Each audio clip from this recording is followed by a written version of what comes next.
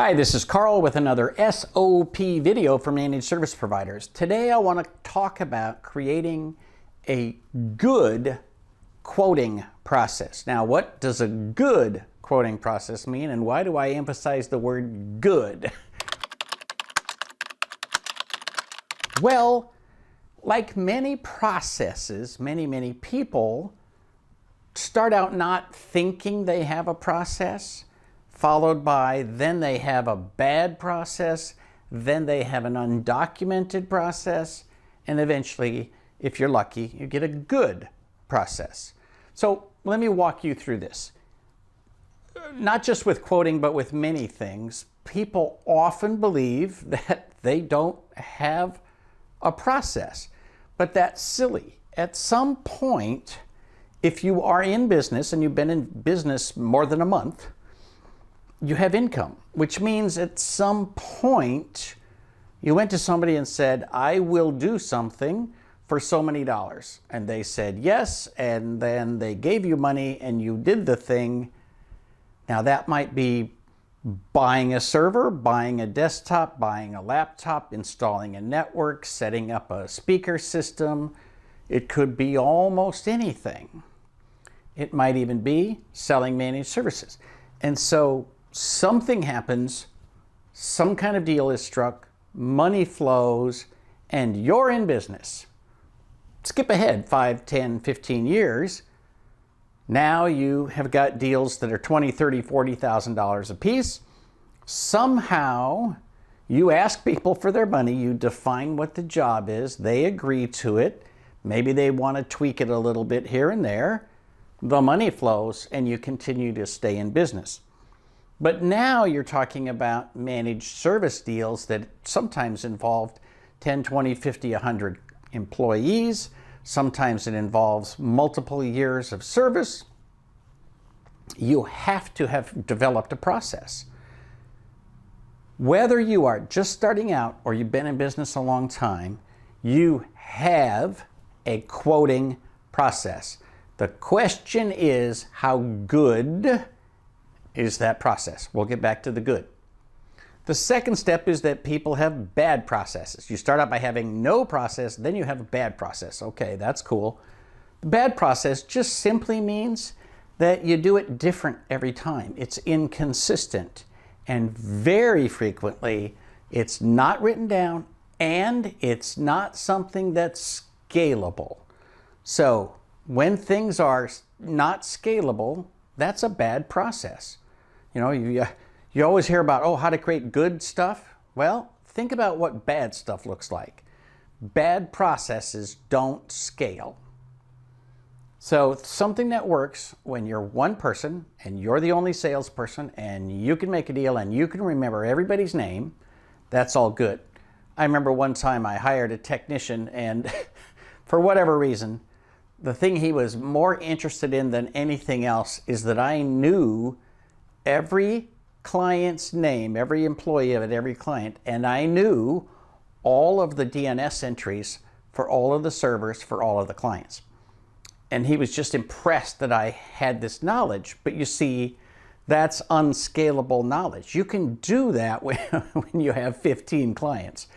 When you have 100 clients, when you have thousands of endpoints and all these things change all the time, then it becomes something you can't store up in your head. As my friend Richard Tubb loves to say, the brain is a horrible place to store information. If your process only exists in your brain, if it changes every time, that is not a good process. So what happens is, and this is where you need to start, literally, if you don't think you have a sales process, or if you know you have a bad sales process, begin with me at this moment. Grab a piece of paper and write down what you do. If I came to you and said, I need a new laptop and I need it to have whatever that new high-level security web widget is so that Windows 11 will be loaded on it without any problem, go get me that laptop. You would do something. I don't know what you would do. You might first go to your supplier. You go check Ingram and D&H. You might Go see what is out there on other channels. You might just start opening up an Excel spreadsheet. You might go to QuoteWorks or Quotable or some other tool that you use. I don't know what your first step is, but you do. And that's the important safety tip. You start somewhere. So write it down. Write it down as if you were going to train me to be your next salesperson. Write it down and say, well, first we define exactly what kind of laptop Carl wants. Okay, that's step number one. And then let's see what's out there at different suppliers. Let's see if those laptops are even available at this time, or does it make sense, blah, blah, blah. Whatever your process is, take it out of your brain and put it onto a piece of paper. Now, be aware that as you go through this, your process may be rusty, it may be a little old, it may be not very good, right? But over time, you want your process to get better and better and better. And that's why writing it down, even before you have an employee or another salesperson to train, makes great sense, because you systematize it and then you need to go through it yourself. I don't hire people so often that I've memorized all of the hiring process, but I have a place that I go and I click a button and all these forms get printed out and I just walk through them. And I actually have them numbered, you know, 01, this, 02, that, 03, that. And so I can go through the hiring process very systematically without having to recreate it from the ground up.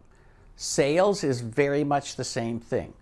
Figure out what your sales process is. Now, I mentioned a couple of tools. You could also use Pipedrive, CRM systems like Salesforce, or, you know, Zoho. There's 100 of them, maybe 1,000. Any tool that you use consistently is good. And a piece of your process needs to be not just the quote, but a little bit bigger than the quote. It's the collection of quotes. How do you track this? How often do you open up some tool or something and say, who is waiting to hear from me? Who did I promise 6 months ago that I would get back to? Who said, hey, I'm not interested now, but ping me in January? It doesn't have to be a full-blown CRM. You don't have to spend the money if you don't need it. But somehow, somewhere, you should have a process for making sure that nothing gets lost, dropped, or forgotten.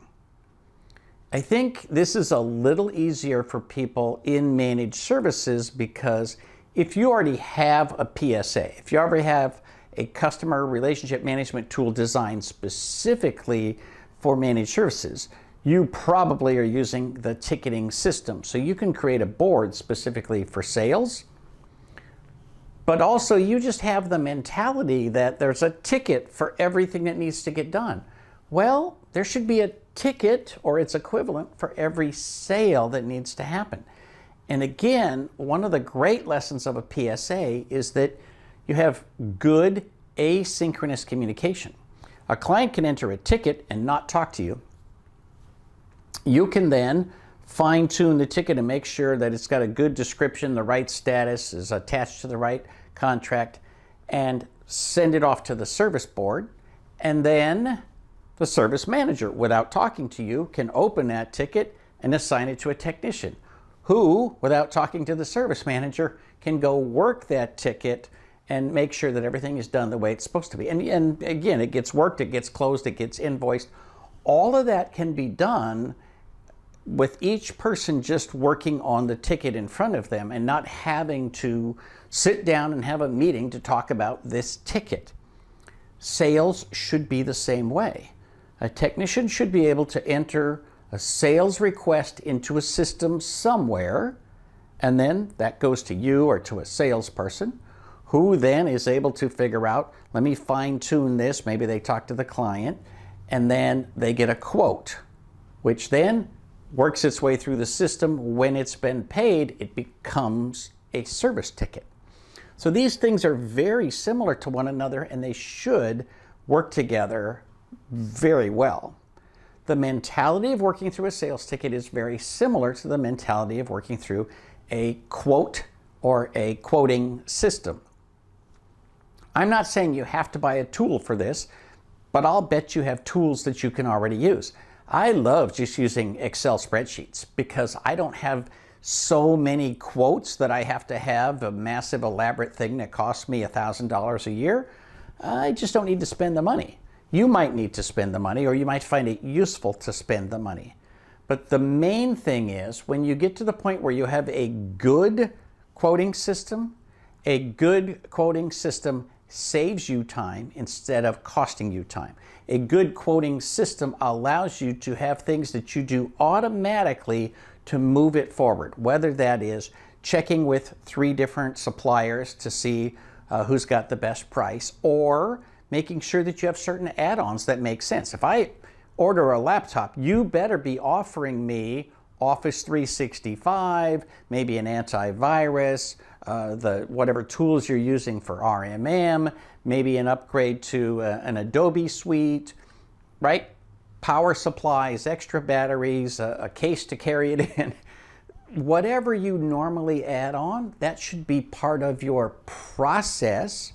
So at some point it becomes a checkbox. You know, appropriate add-ons, check. We got those covered. Remember, most of the time when people ask you for something, it's a perfect opportunity for you to add extra things. And you know, the classic example is always, do you want fries with that? Well, you know, that sounds humorous, but the reality is people who are willing to buy a hamburger very frequently are willing to spend an extra $1 or $2 for the fries. And very often, that's a point at which they don't say, well, how much are the fries? Have you ever done that? Have you ever said, well, it depends. If the fries are $1.27 or less, then go ahead and throw them in. But if it's $1.28 or more, I don't think I need that. That's not what's going on. At point of sale, people are much more open to spending. You know, if you got a laptop that's going to cost me $2,500, adding a case to that and maybe a remote battery backup or an extra power supply or whatever, some nice little add-ons, maybe something that, hey, you know, for a couple $100 extra bucks, I don't care, especially if it's going to be on a lease and I'm going to make payments for 3 years. Bottom line is, once you have a good sales process, you will know it. And it should be something that is well enough documented that you could bring me in, hire me on your sales process, and I could sell things the way you sell things. Now you have a scalable system. Think about what you're doing, begin documenting it today, and if you don't already have 1 or 2 page document on what is your sales process, please start that immediately. For Small Biz Thoughts, this is Carl Palachuk wishing you the best of luck in your managed service business. Here's your checklist for this video. Like it, subscribe to the channel, ring the bell so you get notifications when we post new videos, share it on your favorite social media, and if you haven't checked out SOP for SMB.com, go visit our website.